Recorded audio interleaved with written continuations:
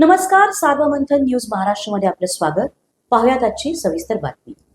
अहिल्यानगर जिल्ह्यात अवैध अग्निशस्त्रांविरोधात स्थानिक गुन्हे शाखेने मोठी कारवाई करत नेवासा तालुक्यातील वडाळा बहिरोबा येथे एका युवकाकडून गावठी कट्टा जप्त केला आहे.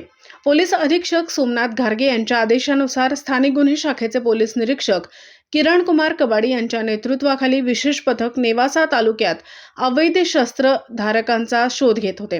दरम्यान गुप्त माहितीच्या आधारे प्रदीप मोहन जगधने वय वर्ष 21 राहणार वडाळा बहिरोबा हा युवक कमरेला गावठी कट्टा लावून फिरत असल्याची माहिती पोलिसांना मिळाली. यानुसार पोलिसांनी हॉटेल संदीपच्या पाठीमागे सापळा रचून संशयिताला ताब्यात घेतले. झडती दरम्यान त्याच्याकडून सुमारे 30,000 रुपये किमतीचे गावठी पिस्टल जप्त करण्यात आले. या प्रकरणी सोनई पोलीस ठाण्यात आर्म ॲक्ट कलम 3/25 प्रमाणे गुन्हा दाखल करण्यात आला असून पुढील तपास सोनई पोलीस करीत आहेत.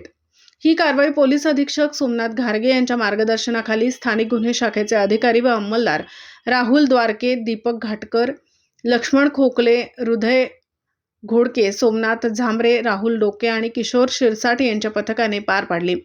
अवैध शस्त्रांविरोधातील पोलिसांची ही कारवाई परिसरात चर्चेचा विषय ठरत आहे.